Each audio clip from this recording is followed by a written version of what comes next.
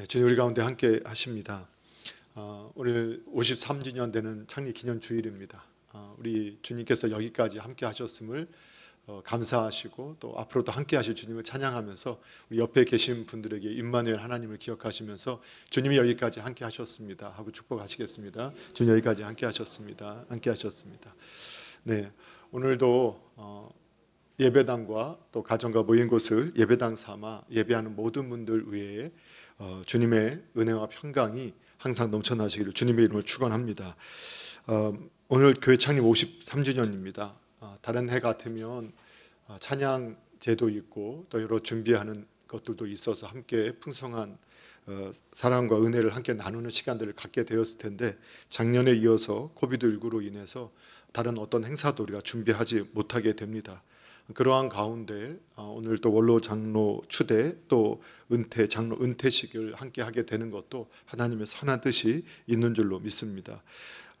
그리고 그 성도님도 들어오시면서 입구가 달라서 1층에 우리 휴게소에 가보시면 이번에 성경 필사하신 분들의 노트들이 전시가 되어 있습니다. 얼마나 정성스럽게 정말 마음을 담아서 그 글을 쓰셨는지가 성경 말씀을 옮겨 쓰셨는지가 느껴지는데 가셔서 함께 보시고 또 함께 더 필사를 하기를 원하시는 분들은 고인원야 선교위원회에 또 성경 필사 담당하시는 우리 권사님에게 연락하시면 또 함께 참여하실 수 있습니다. 그리고 우리가 교회 앞에 버스 정류장 쪽에 보시게 되면 1층에 시트지 이렇게 붙여놨던 것들이 너무 낡아져서 오랫동안 우리가 이렇게 수정을 하려고 노력을 했었다가 시간이 지나다가 이번에 또 이렇게 손을 보게 되어서 아주 깨끗하게 정리가 됐는데 나가실 때 한번 관심 있게 보시고 수고하신 분들 격려해 주시면 감사하겠습니다.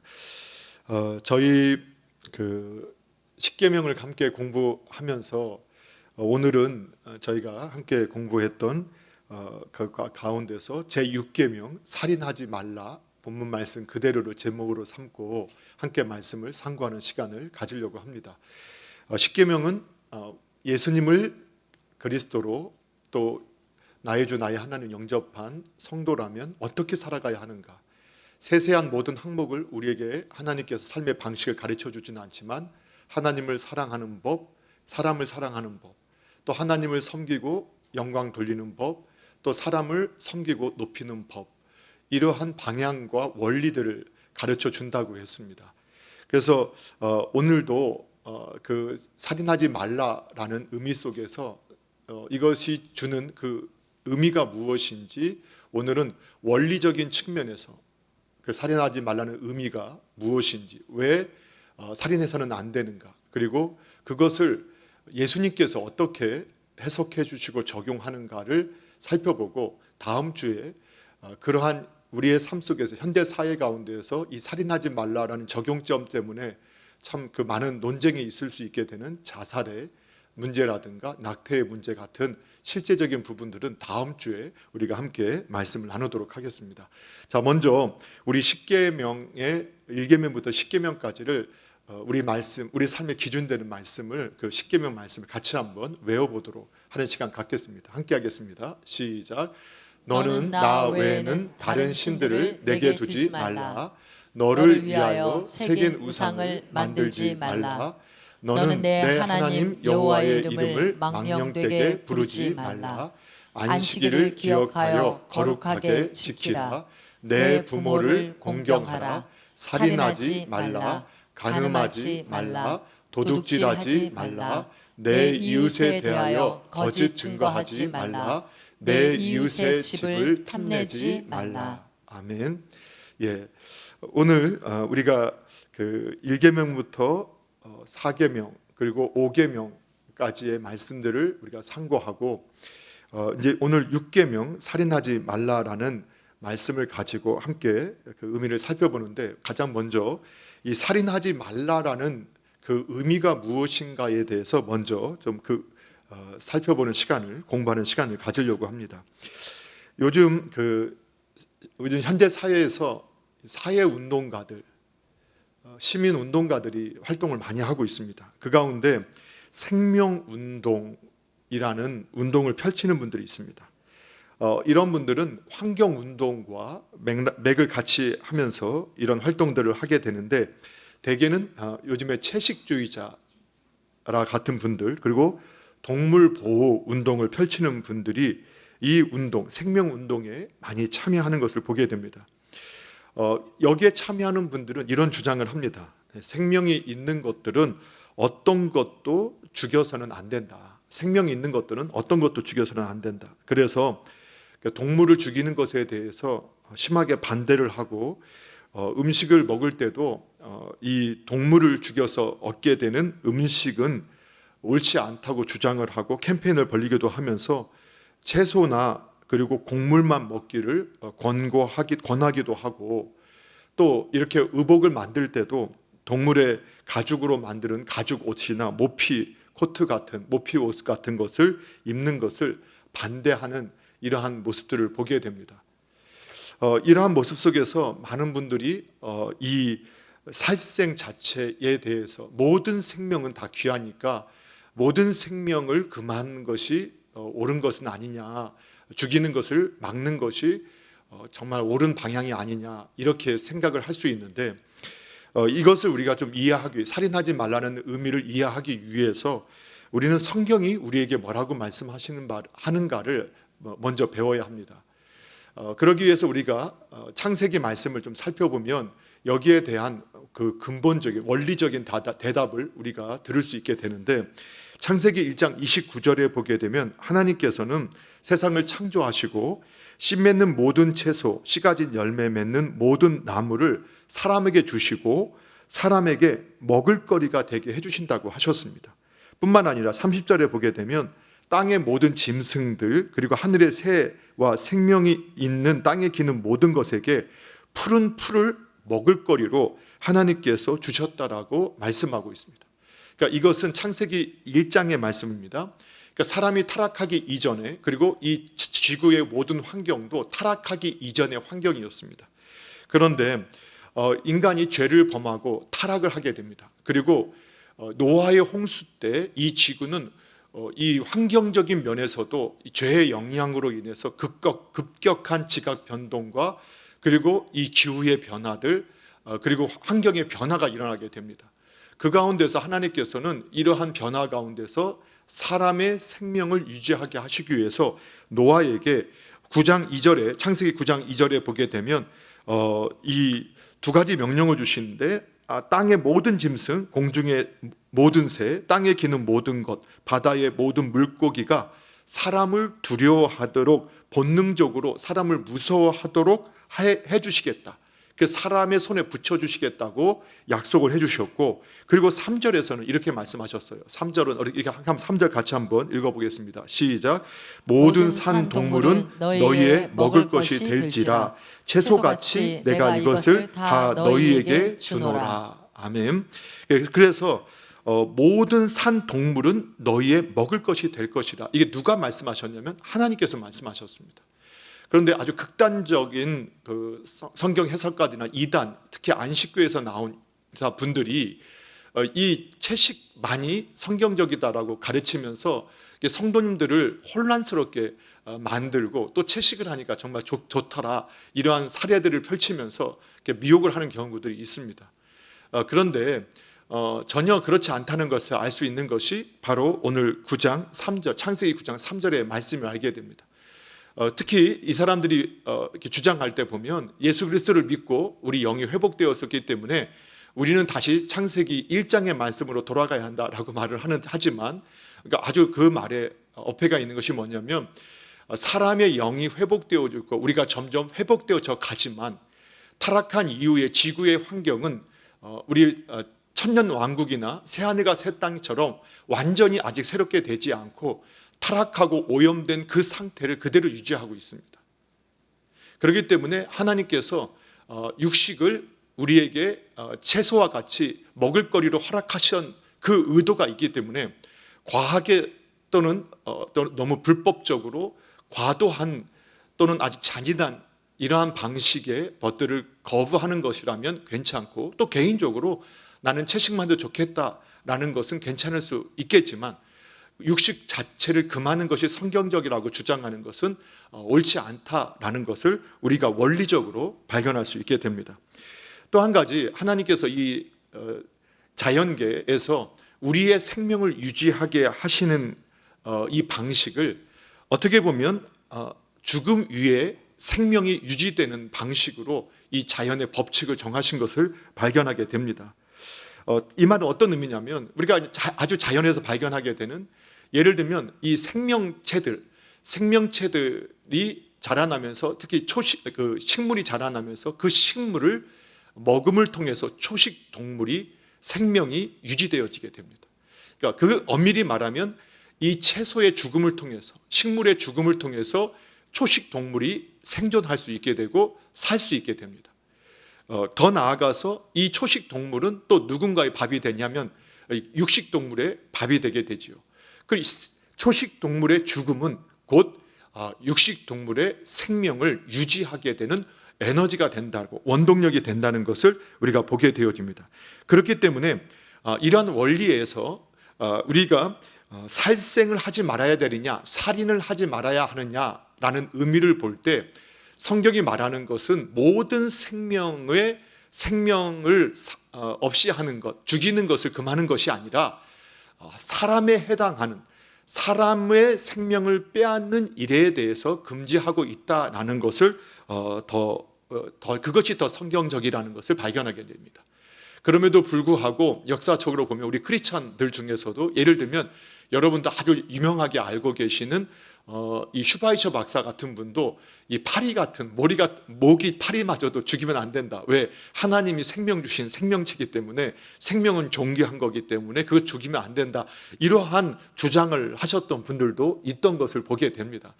그렇기 때문에 이런 논쟁이 있었지만, 성경의 큰 원리로 볼 때 개인의 신념으로 그런 부분을 지켜가는 것을 뭐라 할 수 있겠습니까마는, 원리적으로 볼 때 이미 하나님께서는 그 다른 생명을 취해서 그 생명이 생존하는 이러한 순환의 법칙들을 마련해 주셨기 때문에, 성경이 말하는 살인하지 말라라는 말은 살생하지 말라는 말과는 전혀 같지 않다라는 것을 우리가 원론적으로 발견하게 됩니다.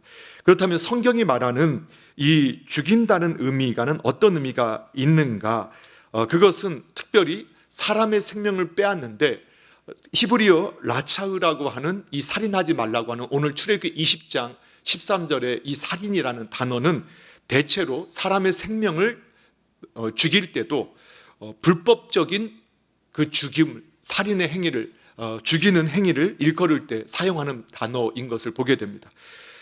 그렇기 때문에 성경을 통해서 확인하게 되는 것은 사람을 죽이는 일 중에서는 불법적이지 않은 일이 있다는 겁니다. 예를 들면 성경에서 보면 사형에 해당하는 죄가 있다고 했습니다. 그렇지요? 그 사형에 해당하는 죄를 범한 사람들을 사형하는 그 집행관들이 사람의 목숨을 취하는 것은 잘못된 행위가 아니고 살인 행위가 아니라는 겁니다. 또 군인이 나라를 지키고 영토를 지키고 국민을 지키고 재산을 보호하기 위해서 적군을 죽이는 행위는 살인의 행위가 아니라고 할 수 있다는 겁니다. 또 정당방위라는 표현을 여러분 아시는 것처럼, 우리 가정에 강도가 들어와서 생명의 위협을 느끼는 가운데서 우리가 다툰 가운데 그 강도를 살해하게 되었을 때 그것은 살인의 행위가 되지 않는다라는 것이죠. 그러니까 성경이 말하는 이 살인이라는 것은 불법적으로 하나님이 허락하지 않은 방식으로 타인의 생명을 빼앗는 행위를 가리키는 것이라는 것을 알게 됩니다. 자, 그러면 불법적인 살인이 어떤 것이 있느냐? 크게 두 가지가 있습니다. 하나는 고의적인 살인이 있습니다. 그 사람이 누군가를 증오하고 미워하고 죽이고 싶은 마음을 품고 있고, 그런 의도를 가지고 고의적으로 계획을 하고 수단을 동원해서 사람을 죽이는 행위가 바로 이 불법적인 살인의 행위라고 할 수 있습니다. 또 두 번째 하나가 더 있습니다. 그게 무엇이냐? 실수로, 그 고의가 아니라 실수로 사람을 죽이는 경우가 있는데, 이것을 오늘날도 이제 헌법에 보게 되면, 법률에 보게 되면 과실치사라고 하죠. 예를 들면 요즘에 그런 사례가 있게 되죠. 자동차가 문화가 많이 발달하다 보니까 자동차를 운행하다가 너무 피곤해서 깜빡 졸았는데 중앙선을 침범해서, 아니면 도로로 올라와서 지나가는 사람들을 이렇게 치게 되었는데 그 사람들이 생명을 잃게 되는 경우들이 있을 수 있죠. 근데 그때 의도한 건 아니었어요. 의도한 건 아니었어요. 때는 기계적인 결함에 의해서 급발진이 일어나서 원하지 않았는데 차가 갑자기 이렇게 오작동을 일으켜서 사람이 이렇게 생명을 빼앗기게 되는 이러한 사례들이 있었다는 거죠. 그러니까 이런 것들을 과실치사라고 하지요. 내가 의도하지 않았지만 이렇게 다른 사람의 생명을 빼앗게 되는 것도 성경에서는 잘못된 살인의 행위로 보고 있고, 거기에 대해서 정당한 그 하나님께서 그 불법을 행한 자들에게 행하는 이 형벌보다는 적은 형벌을 내리시지만 분명히 그것에 대해서도 징계하시는 것을 성경을 통해서 우리가 확인할 수 있게 됩니다. 그래서 성경에서는 이 살인에 대한 이 죄에 대해서는 생명은 생명의 값으로 갚으라고 말씀하시면서 하나님께서 그 죽인 그 살인한 자에 대해서 죽음 그 사람들을 죽이는 것에 대해서 인정해 주는 것을 보게 되고, 오히려 적극적으로 권하기도 하는데, 예를 들면 누군가가 내 혈족, 내 가족을 살해하게 되면 그것을 안 친족이 또는 가족이 반드시 가서 복수해야 한다라는 이러한 원리들을 가르쳐주고 있습니다. 그러나 그렇지만 만약에 고의가 아니라 실수로, 예를 들면 산에 올라가는 길에 내가 어떤 돌을 쳤는데 돌이 굴러와서 사람이 치여서 죽게 된다. 그러한 경우에 인간의 마음에는 내가 사람 가까이 내 친족, 내 가족을 잃게 됐을 때 분노, 슬픔, 아픔이 있기 때문에 내가 복수하고 싶은 마음을 가지고 가서 그 사람이 고의가 아니었음에도 불구하고 이렇게 죽이려고 하는 이런 행위에 대해서는 하나님께서 그것을 금하시고, 민수기 35장 11절 12절에 보게 되면 도피성이라는 제도를 마련해서 그곳에 피하면 재판을 받고 실제로 고의가 아니라는 것이 증명되어지게 되면 무죄로 방면하거나 또는 죄를 감해주게 되는 이러한 제도들을 이미 하나님께서 만들어 놓으셨다는 것을 알게 됩니다. 그렇기 때문에 1차적으로 살인하지 말라라고 하는 의미를 이러한 의도, 하나님의 의도를 가지고 볼 수 있어야 되는데, 이것을 우리 믿음의 개혁주의 종교개혁가들은 어떻게 이해를 했느냐. 소요리 문답 68문항에 보면 제6계명이 명하는 것은 무엇입니까? 라고 질문할 때 이렇게 대답을 하라고 가르쳐 줍니다. 같이 한번 읽어보도록 하겠습니다. 시작. 제6계명이 명하는 것은 일체 합리한 법대로 우리의 생명과 남의 생명을 힘써 보존하라는 것이다. 예. 그러니까 6계명이 말하는 것은 법 안에서, 하나님의 법 안에서 나의 생명, 우리의 생명, 남의 생명을 힘써 보존하라는 것이다. 예. 그래서 이 성경에 보면은요, 그 주인이 집을 지을 때 난간을 설치하라는 법을 만들어준다. 사회법으로. 그 난간을 설치 안 하다가 일꾼이 와서 일을 하다가 떨어져서 사망하게 되면, 또 상해를 입게 되면 그 모든 값을 주인이 치러야 된다고 합니다. 그렇죠. 그래서 선진국이 되어져 가면 어떻게 됩니까? 어떤 공장에서 주인이라 하더라도 그 같이 일하는 노동자를 위해서 그 안전에 필요한 모든 것들을 설치해야 되고, 그리고 안전에 필요한 도구들을 제공할 의무들을 법으로 만들어 주지 않습니까? 근데 그거를 본인이 착용하지 않고 본인이 부주의해서 사고를 당한 것에 대해서는 본인이 책임을 져야 되지만, 제공하지 않게 되면 그 사주가 책임을 받게 되는 이러한 것들을 보게 되지요. 그래서 성경의 원리를 보게 될 때 살인하지 말라라는 것은 그냥 남의 생명을 빼앗지 말라는 정도가 아니라 다른 나와 우리와 그리고 이웃의 생명을 보존하기 위해서 적극적으로 노력하라는 그러한 의미를 담고 있다. 이렇게 이해를 하고 있었다는 것을 잘 기억하셔야 합니다. 이것이 다음 주에 우리가 자살이나 안락사라든가 또는 이러한 낙태에 대한 문제를 이해할 때도 큰 도움을 받게 됩니다. 자, 그리고 6계명이 금하는 것은 무엇이냐? 소유리 문답 제69문항에 보면 이렇게 질문을 할 때 답을 이렇게 하고 있어요. 같이 한번 읽어봅니다. 시작. 제6계명이 금하는 것은 불의하게 우리의 생명이나 이웃의 생명을 빼앗거나 해하는 일들이다. 예. 우리가 원치 않게 한 것이 아니라, 실수하는 게 아니라 불법적으로, 고의로, 그래서 이렇게 생각하는 거죠.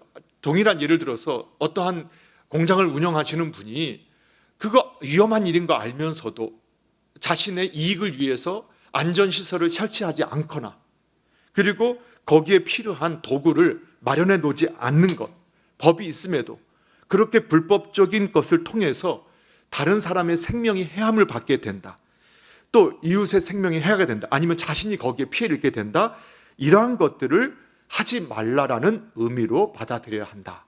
이것이 살인하지 말라라는 아주 기본적인 의미라는 것을 알게 됩니다. 자, 두 번째 우리가 살펴볼 거 있습니다. 그러면 왜 타인의 생명을 보호하고 죽여서는 안 되는가? 이것은 아주 간단하게 살펴보면 여기에 대해서 크리스천들은 분명한 답을 할 수 있어야 됩니다. 창세기 9장 6절에 보게 되면 이러한 답을 주고 있어요. 이 말씀 같이 한번 읽어보도록 하겠습니다. 창세기 9장 6절 함께 있습니다. 시작. 다른 사람의 피를 흘리면 그 사람의 피도 흘릴 것이니 이는 하나님이 자기 형상대로 사람을 지으셨음이니라. 아멘. 예, 이미 노아 홍수 이후에 하나님께서 새로운 법들을 제정해 주시면서 그때 언약을 맺으시면서 피 흘리는 죄, 생명을 빼앗는 죄는 반드시 피로, 생명으로 갚으라는 그 원리를 우리 가르쳐 주십니다. 그리고 그 이유가 뭐냐? 사람은 하나님의 형상대로 지음받았기 때문이다 라고 말씀합니다.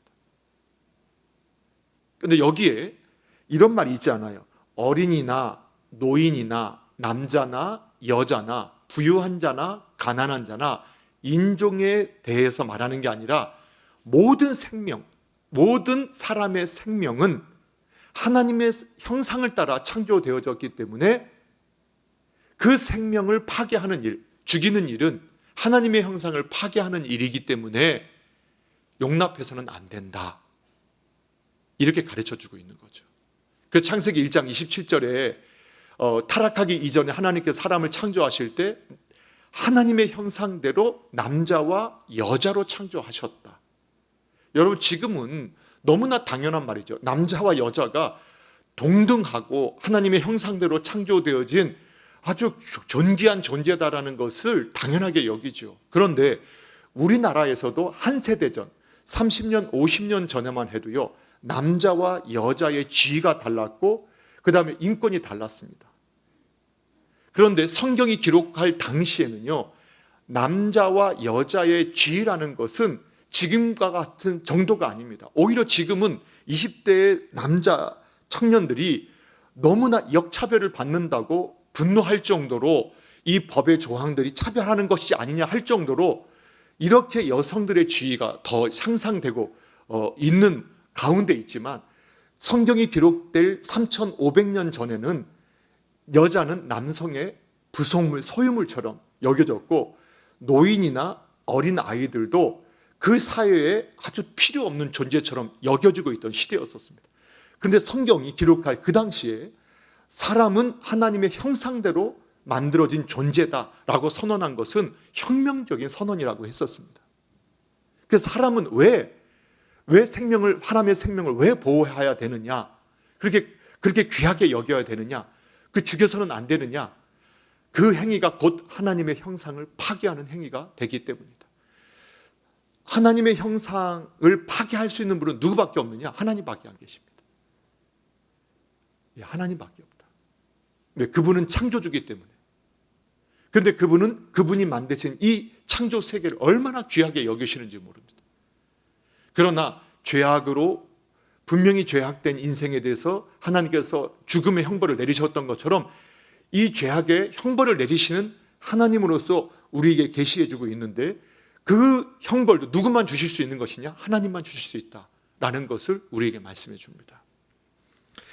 자, 그래서 이 하나님께서 사람을 죽여서는 안 된다, 하나님의 형상대로인데, 그런데 이것이 단순하게 그 호흡, 목숨을 끊는 것, 이것만 해당하는 것이냐? 그렇지 않다라는 것을 이미 신약에 와서 계시를 확장하셔서 주님이 말씀해 주셨습니다. 야고보 사도가 야고보서 3장 8절과 9절, 10절에 보게 되면 이 혀에 대해서 이렇게 말해요. 혀를 능히 길들일 사람은 아무도 없다라는 겁니다. 쉬지 않는 악이고 죽이는 독이 가득한 것이라고 말씀을 하면서 10절에는 이렇게 말씀해요. 10절부터 같이 한번 읽어봅니다. 9절부터 이렇게 한번 읽어봅니다. 시작. 이것으로 우리가 주 아버지를 찬송하고 또 이것으로 하나님의 형상대로 지음을 받은 사람을 저주하나니 한 입으로 찬송과 저주가 나는도다. 내 형제들아, 이것이 마땅하지 아니하니라. 아멘. 예. 그러니까 하나님의 형상대로 지음 받은 사람을 저주하는 것은 마땅하지 않다. 그러니까 이 저주하는 행위가 살인하는 행위와 동일한 행위라는 것을 언급해 주고 있습니다. 그런데 야고보 사도에게 하나님께서 계시를 통해서 이것을 밝혀주신 것이 처음 있는 일이냐? 그렇지 않습니다. 이것은 다음 마지막 세 번째, 예수님이 이 살인하지 말라라는 계명을 해석하고 적용한 그 원리를 야고보 사도가 이해했고 하나님의 계시를 받아서 그렇게 기록했던 것을 알 수 있게 됩니다. 그러면 이 살인하지 말라라는 구약의 계명을 우리 예수님께서는 어떻게 해석해 주고 계시고 어떻게 적용해야 하는가를 우리에게 말씀해 주셨는가? 그 부분을 우리가 찾아보면 오늘날 우리가 이 살인하지 말라는 계명 어떻게 적용해야 할지를 배우게 되는데, 우리 예수님의 말씀입니다. 산상보훈 설교, 누구나 다 알고 있는 말씀이기도 하죠. 마태복음 5장 21절 22절 말씀, 이것은 함께 같이 한번 읽어보겠습니다. 시작. 옛사람에게 말한 바 살인하지 말라. 누구든지 살인하면 심판을 받게 되리라 하였다는 것을 너희가 들었으나 나는 너희에게 이르노니 형제에게 노하는 자마다 심판을 받게 되고 형제를 대하여 나가라고 하는 자는 공회에 잡혀가게 되고 미련한 놈이라 하는 자는 지옥불에 들어가게 되리라. 아멘. 우리는 여러분 살인하지 마십시오 십계명을 들으면 저 다른 건 몰라도 저 살인한 적 없습니다, 이렇게 이제 대답할 수 있을 것 같아요. 왜? 정말 우리는 누구의 목숨을 빼앗아 본 적이 한 번도 없죠. 피만 봐도 제가 벌벌벌 떠는데 누구의 피를 흘리게 할 만큼 저는 간단도 크지 않고 그런 적이 없습니다. 그런데 예수님께서 옛사람들, 구약의 사람들이 살인하지 마, 목숨, 생명을 끊지 마, 그러면 심판받게 될 것이야, 이렇게 너희가 들었고 배웠다. 그런데 우리 하나님 되신 예수님께서 나는 너희들에게 이 말씀을 다시 내가 가르쳐 주는데, 그 의도, 하나님의 의도를 내가 밝히 보여주는데, 그 의도는 무엇이냐? 살인하지 말라는 그 의도는 형제에게 화내지 말라는 거다. 살인하면 심판받는다고 하지 않았느냐? 형제에게 화내면 심판받는다. 더 나아가서 나가라고 하면, 이게 뒤에 또 좀 설명을 드리겠습니다. 이게 어떤 의미냐면, 쓸모없는 놈 이렇게 표현하면 너 재판정에 서게 될 거야, 공회에 서게 될 거야. 그리고 더 약해져요. 행위는 더 약해져요. 처음에는 막 화를 내요. 두 번째는 그냥 말로 이 쓸모없는 놈 욕설을 해요. 그 당시에 욕이거든요. 나가가 욕설을 해요. 그거 좀 더 약해졌어요. 그런데 재판정에 선대요. 그리고 더 그냥 관계 속에서 이 바보 같은 놈, 이 미련한 놈, 이런 표현은 이 바보 같은 놈, 이런 표현인데, 그랬더니 어떻게 하냐? 지옥불에 들어간다는 거예요. 자, 왜 예수님께서 그렇게 말씀해 주셨느냐? 그래서 우리는 예수님의 해석과 적용에 관심을 가져야 되는데, 예수님은 하나님께서 이 십계명을 주신 의도를 밝혀주시면서 단지 사람이 목숨을 끊는 또는 보여지는 그 행위보다 그 중심, 그 마음의 동기, 생각, 그것을 더 중요하게 보고 계시다라는 것을 우리에게 가르쳐주고 있어요. 그리고 행위를 고쳐서는 안 되고 생각, 마음을 고쳐야 된다라는 것을 우리에게 가르쳐주고 계시는 거예요. 그래서 마가복음 7장 20절 이하에 보면 예수님께서 친히 말씀하시면서 사람에게서 나오는 그것이 사람을 더럽힌다, 이렇게 말씀하시고, 속에서 곧 사람의 마음에서 나오는 그것, 그 악한 생각, 그게 뭐냐? 음란함과 도둑질과 살인, 간음, 탐욕, 악독, 속임, 음탕, 질투, 비방, 교만, 우매함, 이 모든 악한 것이 우리 마음, 우리 생각, 우리 인격에서 흘러나와서 사람을 더럽게 하는 것이다, 이렇게 예수님께서 해석해 주셨어요. 그 행위가 왜 나오느냐? 마음속에 심겨져 있기 때문에 하는 거예요. 생각 속에 심겨져 있기 때문에. 그래서 예수님은 마음의 상태에서, 마음의 생각에서 모든 행동이 나타난다는 해석을 우리에게 해주시고 계시면서, 그래서 이 마음의 생각, 동기까지 살피지 않으면 우리가 끊임없이 살인하게 된다는 것을 가르쳐주고 계세요. 그래서 잠언서 24장 23절에서 무릇 지킬 만한 것보다 네 마음을 지켜라 라고 우리 성경을 통해서, 지혜자를 통해서 우리에게 권면해주고 계시는 거예요. 그래서 성경에 이 원리가 나오죠. 예를 들면 여러분, 첫 번째 살인은 누가 했다라고 알고 계시죠? 예, 다 알고 계시죠. 가인이. 그 창세기 4장, 그러니까 모든 것의 시작을 기록한 성경 창세기에 보면 첫 번째 살인이 나오는데, 여러분 잘 아실 거예요. 이 가인이 하나님 앞에 제사를 드리죠. 아벨도 제사를 드리는데 가인과 가인의 제사는 하나님께서 안 받으세요. 그런데 아벨과 아벨의 제사를 받으세요. 그런데 가인을 아담과 하와가 잘못 키웠어요. 신앙인으로 키우지 못했어요. 아주 교만하고 자기의, 자기중심적으로 키웠던 것 같아요.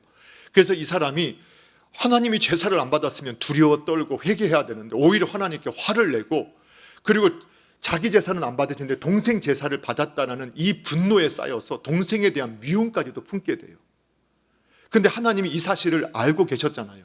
그래서 가인에게 뭐라고 4장에서 말씀하시냐면, 이 가인아, 죄가 네 앞에 있다.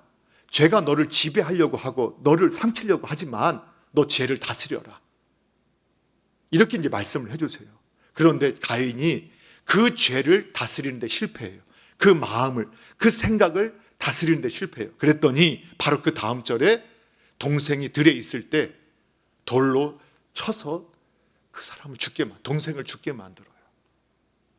그 모습을 이미 창세기에서 보여주셨는데, 예수님께서 이것이 살인하지 말라라는 의도라는 것을 보여주는 거예요. 그럼 살인이 뭐냐? 그래서 예수님께서 이미 마음에 분노의 감정을 품고 있는 그 상태가 이미 살인이었다. 그 미움을 가지고 있는 그 상태. 거기에 더해서 예수님께서 어디까지 나아가고 있느냐. 그래서 이제 그 말씀을 해서 우리 요한 1서 3장 15절에 보게 되면 이런 말씀이 있어요. 같이 한번 이 말씀 읽어볼게요. 함께 있습니다. 시작. 그 형제를 미워하는 자마다 살인하는 자니 살인하는 자마다 영생이 그 속에 거하지 아니하는 것을 너희가 아는 바라. 아멘. 예, 요한 사도도 하나님 예수님의 말씀을 분명히 잘 이해했던 것 같아요. 그리고 하나님의 계시를 받아서 이 말씀을 기록하고 있어요. 형제를 미워한다. 미워하는 마음 속에는, 이 말을 좀 넓게 해석해보면 이럴 수도 있다는 거죠. 미워하는 마음 속에는 예수님이 거하실 수 없다. 영생은 예수님이시잖아요. 생명은 예수님이시거든요. 그런데 미워하는 마음 속에는 누가 없느냐? 예수님이 없다는 거예요. 예. 그래서 미워하는 사람은 살인하는 자다. 이렇게 정의를 내려주고 있죠. 자, 그래서 예수님은 거기서 멈추지 않았어요. 여러분, 이 미워하는 마음, 성경에 보니까 미워하는 사람들이, 이제 우리가 성경을 가지고, 그러면 우리가 자꾸 왜 내가 미워하느냐? 제가 이 불의를 보고, 이 잘못된 걸 보고 정의감에 의해서 그렇습니다. 그렇게 이제 정의로운 분노를 외치는 분들이 계세요. 정의를 외치면서. 그런데 사실 정직하게 우리가 하나님 말씀을 묵상하다 보면 정의로운 분노는 하나님만 가지실 수 있으세요.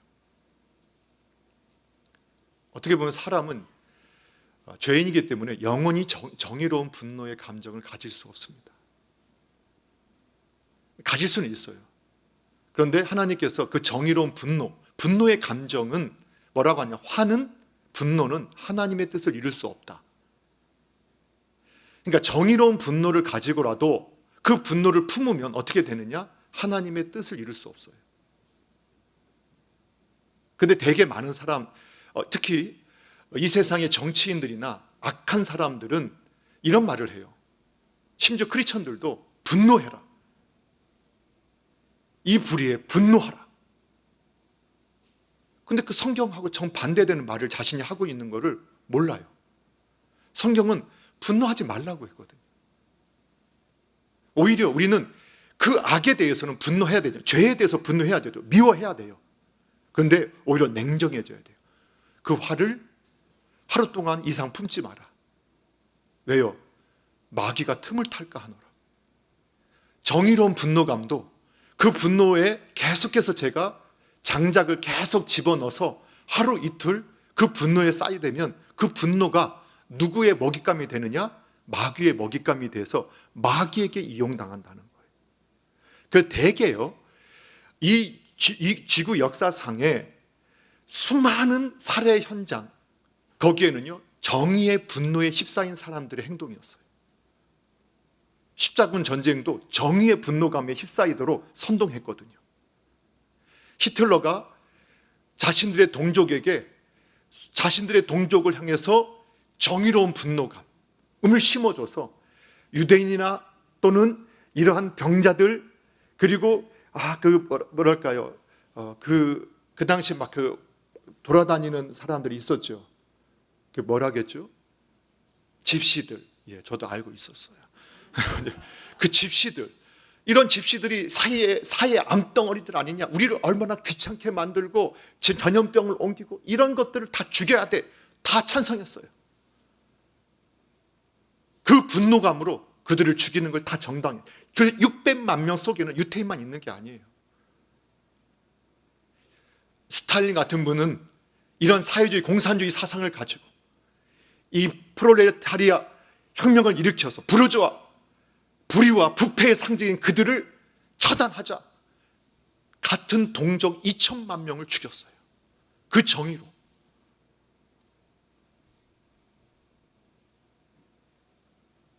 그래서 이 정의의 분노를 외치는 악한 자들이 사람들을 선동하고 분노하라고 하면서 피해받는 자리에 죄 짓는 자리에 그들을 몰아넣고 자신들은 뒤에 숨어서 자신들의 이익을 챙기는 모습들을 역사적으로 우리는 끊임없이 확인하게 되는 거예요. 오히려 크리스천들은 이러한 죄악의 현장에서 그 죄에 대해서 분노하지만 왜 그런 일이 벌어지게 됐는가? 인간의 죄악된 본성을 어떻게 우리가 억제할 수 있는가? 그것을 보면서 그것을 어떻게 우리가 제도적으로 마련할 수 있는가? 더욱 냉정하게. 그것이 어떤 것이 하나님의 의도를 따라서 이것을 만드는 것인가? 이것이 인간의 자유와 하나님이 주신 철저한 하나님의 그 주신 은혜 안에서 과하지도 않고 덜하지도 않은 것들을 만들 수 있을까? 그것을 고민했던 사람들. 그래서 그 먼 옛날에도 복음이 들어갔던 땅에는 노예제도가 있어도 노예를 형제처럼 대하는 그리스도인들이 있었고, 그리고 시기가 여물어 갔을 때는 이런 많은 성직자와 많은 성도들이 노예제도 폐지를 위해서 적극적으로 나서면서 이 땅의 불의들을 그 시대적인 상황에서 어떤 시대는 기다려야 했던 시대가 있었고, 그 시대 안에서는 하나님의 의도를 따라 노예도 형제처럼 대하는 태도를 취했다면, 어떤 시대는 그 불의한 제도를 없애기 위해서 생명을 걸고 노력했던 이러한 모습들, 그러한 모습으로 이 사회를 변화시켜 갔던 것이 진정한 부흥과 개혁의 역사였던 것을 우리가 발견하게 됩니다.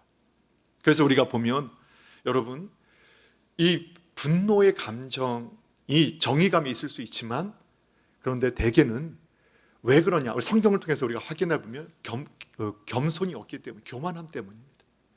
자기 의의가 강하기 때문에 분노에 사로잡히게 됩니다.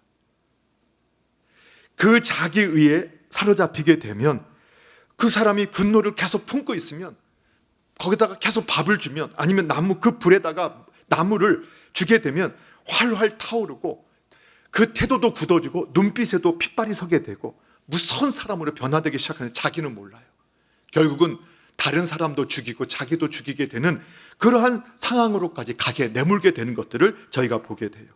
그리고 자신만 정의로운 사람으로 착각하게 만들고 모든 사람을 죽이면서 자신이 그 사람을 죽이는 행동은 살인이 아니라고 합리화하게 돼요. 그 말 이해하시나요? 그 의미를 이해하시나요?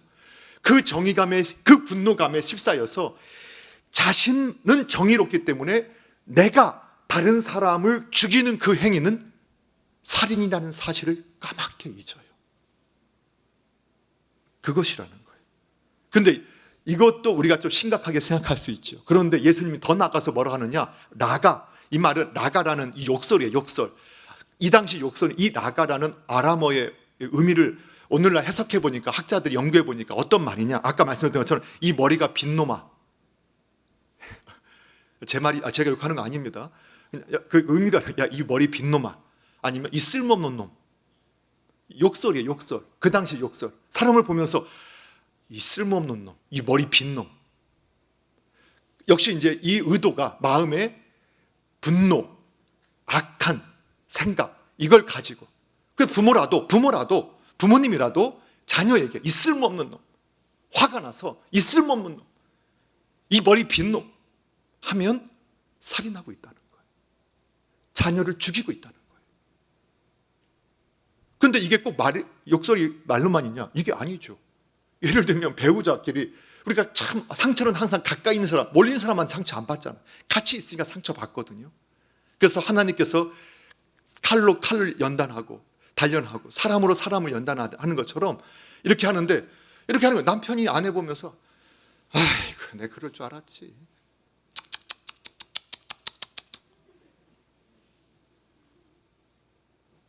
그 쯔쯔쯔쯔쯔가 살인이에요. 예수님의 해석으로 적용해주면, 오늘날로 적용해보면, 아이고, 내가 그 아내가 남편을 보면서, 아이고, 내가 그럴 줄 알았지. 아이고. 그 쯔쯔쯔쯔가 살인이라는 거예요. 예수님의 말씀에 의한. 그런데 분노의 감정을 가지고 우리나라 욕설들, 아무것도 아닌 것 같죠. 그냥 쓰는 욕설 같죠. 이 가이쉐이, 이 분노의 감정을 가지고 이런 말들을 행할 때, 그게 예수님께서 재판정에 서야 할 일이 되게 될 거다. 더 나가서요. 더 나가서 뭐라고 하는, 이러한 태도가 뭐냐? 상대방을 멸시하고 그 인격, 명예를 다 모독하는 이러한 태도들, 멸시, 조롱하는 이 행위들이라는 거예요. 그 자녀들이 부모님한테 이러는 거예요. 엄마가 나한테 뭐 해주겠어? 아빠가 뭐? 이런 태도가 이제 살인하지 말라를 적용해 볼 때는 그게 살인하고 있는 거예요. 자녀들에 대해서 부모님 마찬가지, 친구에 대해서도, 회사원에 대해서도 이렇다는 거죠. 그런데 더 나가서 예수님께서 그보다 더 낮아요. 사실은 이건 뭐냐면, 같이 일상생활하면서 이 바보같이, 이 바보 같은 놈, 이 미련한 놈이라는 원어를 보니까 여러 번역본들 보면 가장 많이 번역한 게 바보예요. 바보. 우리 그냥 많이 쓰잖아. 이 바보, 이 바보 같은 놈. 그런데 이 말을 했을 때 예수님이 뭐라고 했어요? 지옥불에 떨어진다.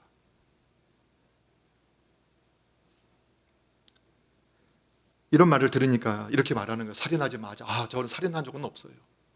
그런데 오늘 정직하게 예수님의 말씀에 비춰보니까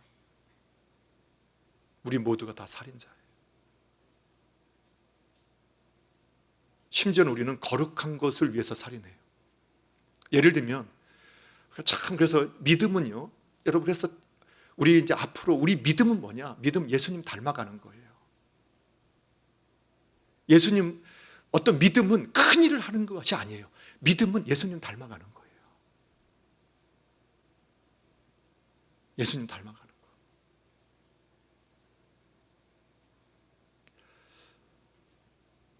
이제 오늘 생각해 보세요. 교회당 이제 오려고 오랜만에 준비가 나오는데, 아내가 꾸부적거려요. 그러니까 이제 막 교회에 우리 준비도 안 해놓고 죄송합니다. 저 원래 그러지 않습니다. 예를 든 겁니다. 옛날에 그랬어요. 저도 그랬거든요. 목회자인데 제가 예배를 인도하러 가는데 자식들이 꾸부적거리는 거예요. 파닥파닥 일어나서 미리 준비해야지. 내가 거룩한 예배를 인도하러 가야 합니다. 그러니까 제가 그 정당한 분노감에 그런 정신머리 가지고 뭘 해먹쳐. 옛날 얘기하죠. 한 20년 전 얘기를 제가 하는 겁니다. 그때는 그게 얼마나 심각한 죄고 살인인지를 잊고 있었어요. 제가 그걸 잊고 있으니까 한 거예요.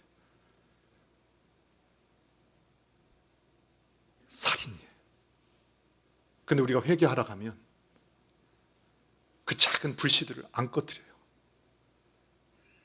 그래요. 어떻게 지켜요 우리가? 못 지켜요.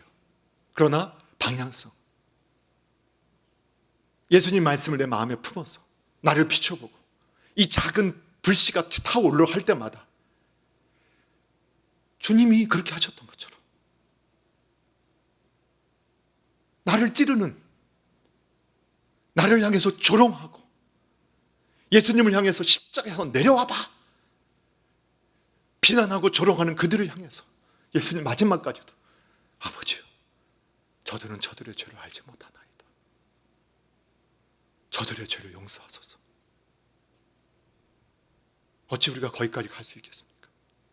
그렇지만 믿음은 예수님을 닮아가려고 몸부림치는 겁니다.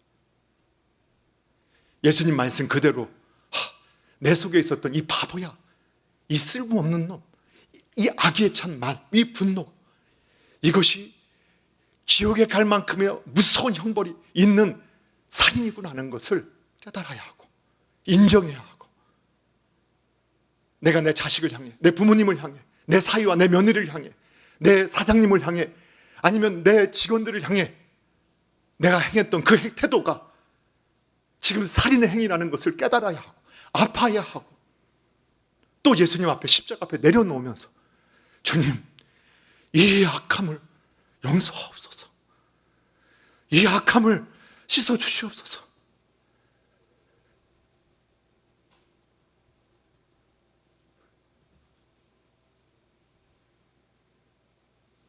그러한 사람들이 머무른 그곳에서 예수님의 향기가 나게 될 것입니다.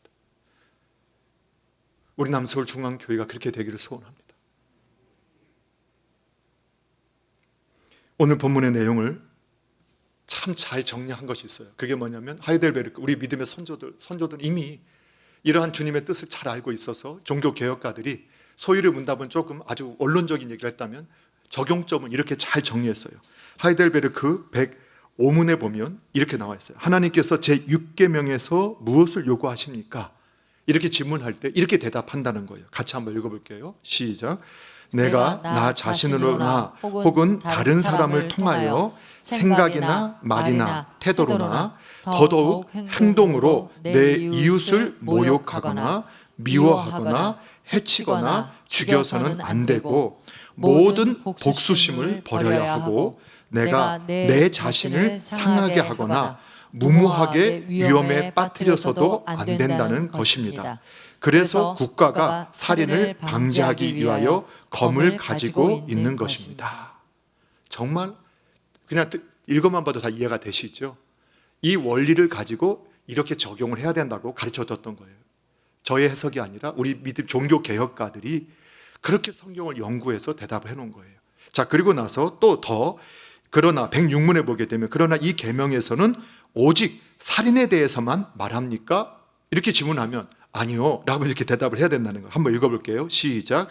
살인을 금하심으로 하나님께서 살인의 뿌리 곧 질투, 미움, 분노, 복수심 등을 미워하시고 이 모든 것들을 살인으로 생각하신다는 것을 우리에게 가르쳐 주십니다. 아멘. 그렇습니다. 그래서 오늘 이 살인에 대해서 우리가 다시 한번 원리적이지만 원론적입니다. 예수님께서 이미 해석해 주신 내용입니다. 그래서 성경은 이렇게 말씀하고 있습니다. 사람은 누구도 정죄할 자격이 없다. 정죄하실 수 있는 유일한 분은 하나님 한 분밖에 안 계시다.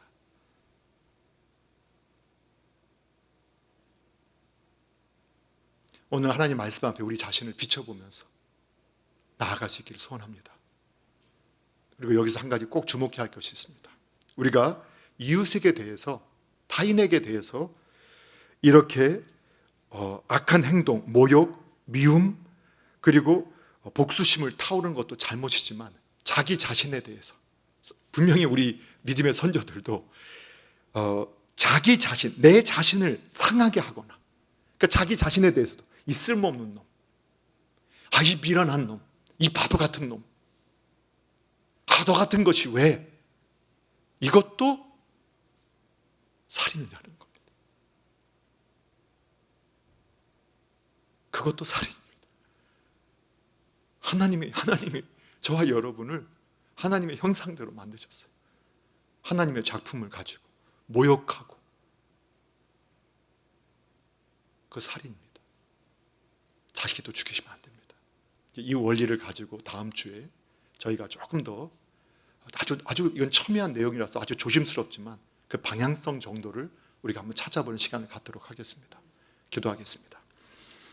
하나님 아버지, 감사합니다. 오늘 또 살인하지 말라라는 말씀 앞에 저희가 섰습니다. 또 주님의 해석을, 또 주님의 적용을 듣습니다. 주님, 저희는 언제나 죄인일 뿐입니다.